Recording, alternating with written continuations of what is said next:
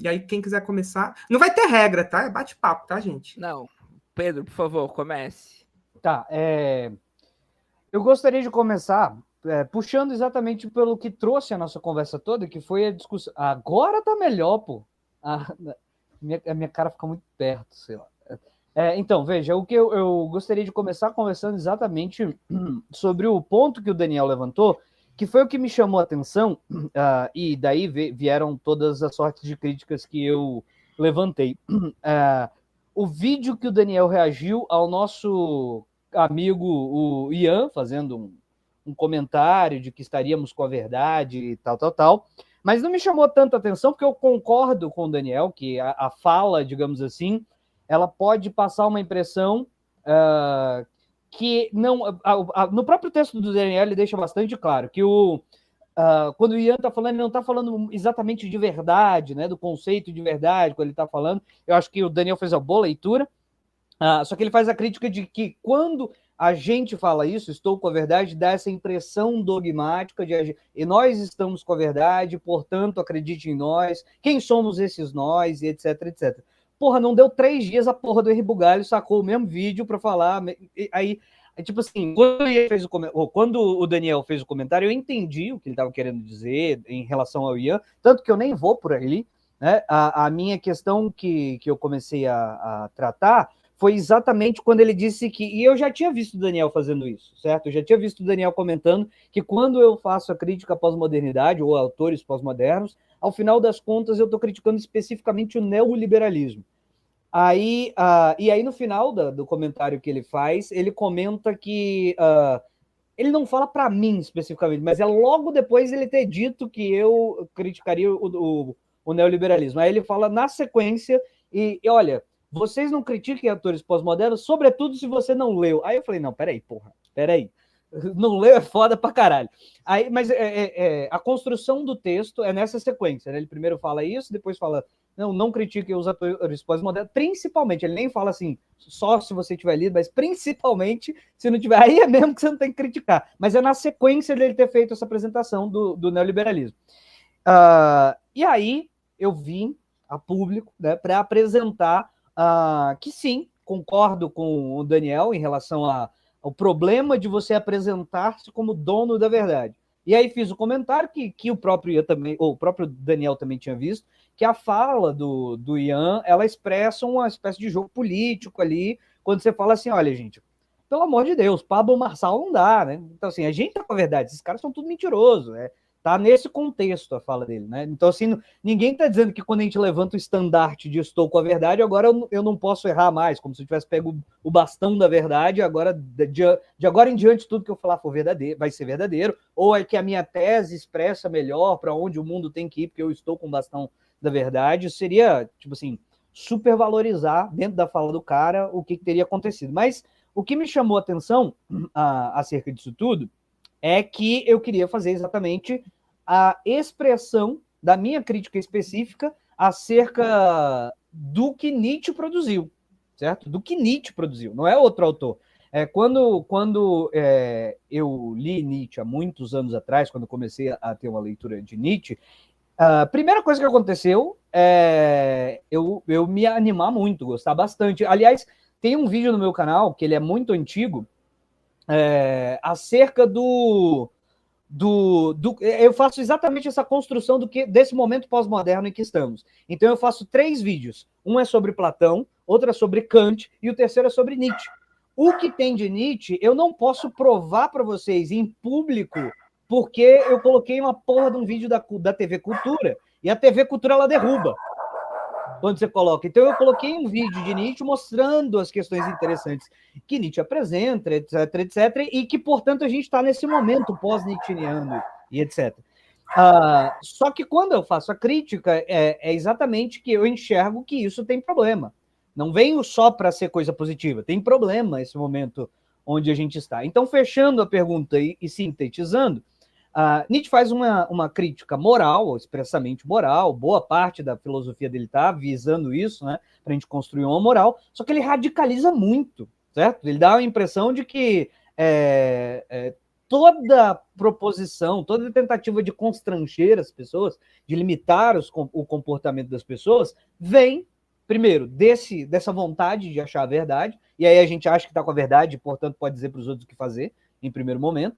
E o segundo momento, que é a questão mais não relacionada à verdade, mas à moral, faz uma constrição, dizer que dá a impressão de que qualquer moral constritora, em qualquer sentido, é sempre arbitrária e impositiva e vai causar malefícios para a sociedade, para a liberdade humana e etc, etc.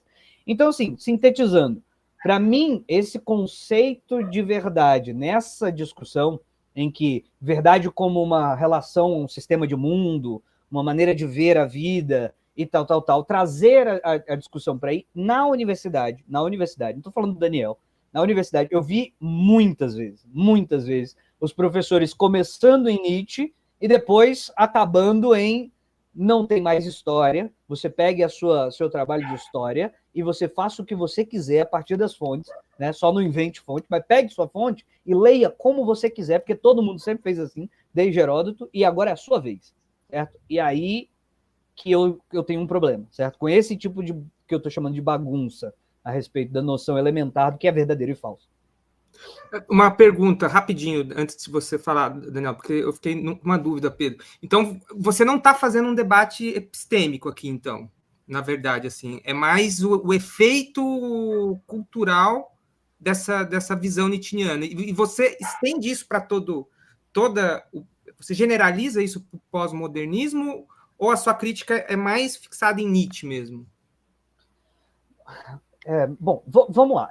Por exemplo, em certo momento eu percebi que o Daniel estava defendendo o Foucault, enquanto eu não tinha falado em nenhum momento de Foucault especificamente, né? Nenhuma das falas eu fiz contra Foucault. É engraçado porque uma das coisas mais interessantes que eu peguei na história foi exatamente Foucault. Foucault ele tem uma interpretação que ele elabora, né, acerca do problema. E, na verdade, ele acaba sendo mais realista do que qualquer outra pessoa no mundo. Porque ele acaba dizendo o seguinte, olha, as pessoas, quando elas tentam ler, quando o historiador, por exemplo, ele vai tentar ler a fonte, ele acaba, né, quando ele fala assim, eu acho, pronto, já não é a fonte mais. Então, a fonte é uma coisa, outra coisa é a leitura que tu está fazendo da fonte. Então, o Foucault tem um trabalho que ele... Eu não lembro de que matéria que é especificamente, eu acho que tem a ver com clínicas e tem a ver com aquele trabalho que ele faz acerca da loucura, né? Eu acho que tem a ver com isso. Eu não me recordo agora, tem muito tempo que eu vi isso.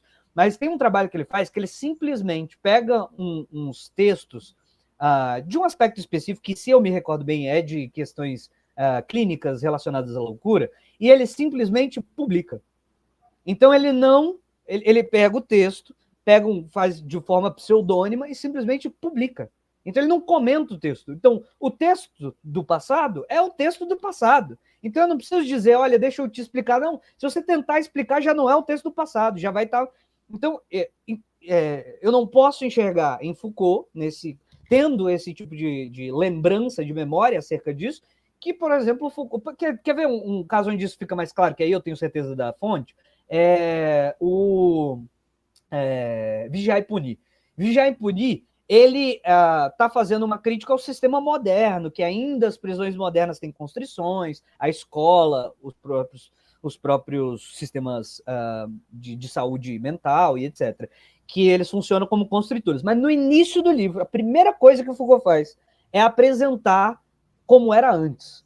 Quando você lê o que era antes, ele não precisa chamar de feio, ele não precisa chamar de bonito. Na hora que ele apresenta o que era antes, ele narra um texto que refere-se ao esquartejamento de uma pessoa que falou mal do rei.